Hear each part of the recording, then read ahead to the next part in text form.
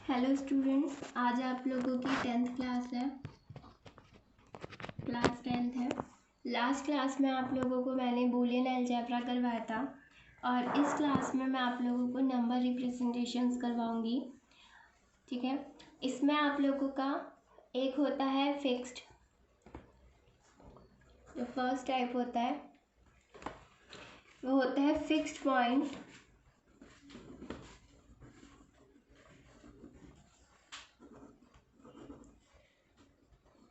Representation.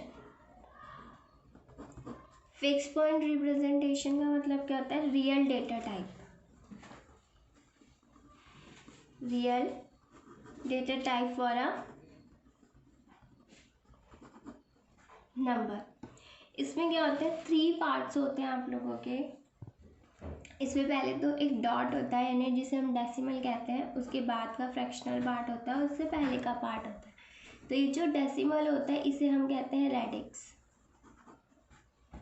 ठीक है, next इसमें 3 पार्ट्स होते हैं। एक पार्ट होता है, 3 पार्ट्स होते हैं। एक पार्ट होता है आपका साइन बिट, एक होता है इंटीग्रल पार्ट और एक होता है आपका फ्रैक्शनल पार्ट। फॉर एग्जांपल, आपके पास एक नंबर है 1001.101, ये नंबर है। तो इसमें साइन बिट क्या है? जो फर्स्ट बिट है, फर्स्ट बिट क्या होती है आपकी? Sign bit. इस साइन बिट में अगर 1 है तो 1 फॉर नेगेटिव, कि हमारा ये जो नंबर है वो क्या है? नेगेटिव है। और अगर साइन बिट आपकी 0 है, इट मीन्स कि जो नंबर है वो क्या है? पॉजिटिव है। उसके बाद ये वाला जो पार्ट होता है ये होता है आपका फ्रैक्शनल पार्ट।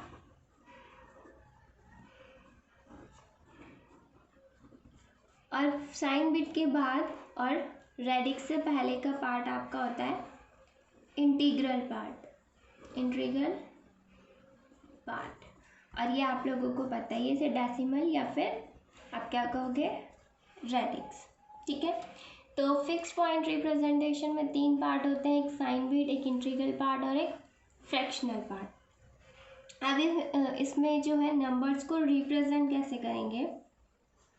इसमें आपके रजिस्टर्स होते हैं, जैसे कि 7 बिट, आप 7 बिट में आपको रिप्रेजेंट करना है, 8 बिट में रिप्रेजेंट करना है, या 32 बिट में रिप्रेजेंट करना है, या 64 बिट में रिप्रेजेंट करना है।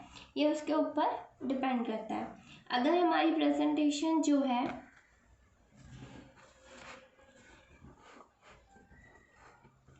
अगर हमें रिप्रेजेंट करना है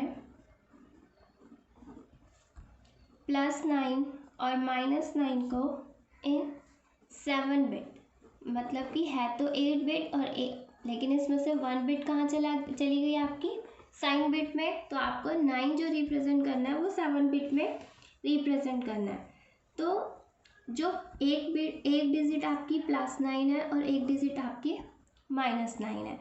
तो +9 को रिप्रेजेंट करने के लिए क्या होता है?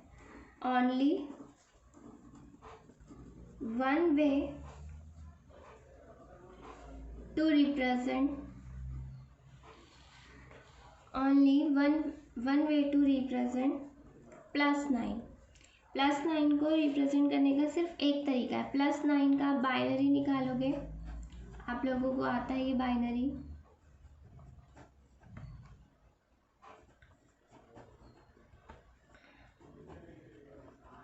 तो +9 का रिप्रेजेंटेशन है 1001, लेकिन हमें इसे कितने बिट्स में प्रेजेंट करना है? 7 बिट्स में। तो 1 2 3 4 5 6 7, आगे हम इसमें 0 ऐड कर देंगे, क्योंकि 9 जो है वो प्लस का है, तो यहाँ पे क्या ऐड हो जाएगा?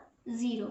ये 0 ही आपको बता रहा है कि ये जो नंबर है 9 वो प्लस है।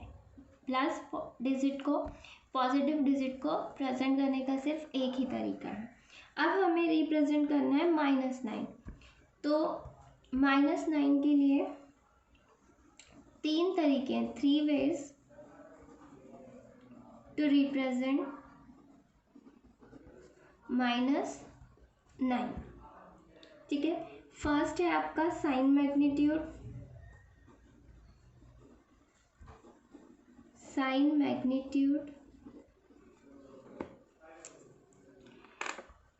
मैग्नीट्यूड में क्या है कि सिंपली आप अपने नंबर को रिप्रेजेंट करोगे। 9 का रिप्रेजेंटेशन क्या है? 0 0 0 1 0 0 0 1, सॉरी 1 1 ये नहीं है। ठीक है, माइनस है तो यहाँ पे क्या आ जाएगा? साइन बिट आपकी 1 आ जाएगी।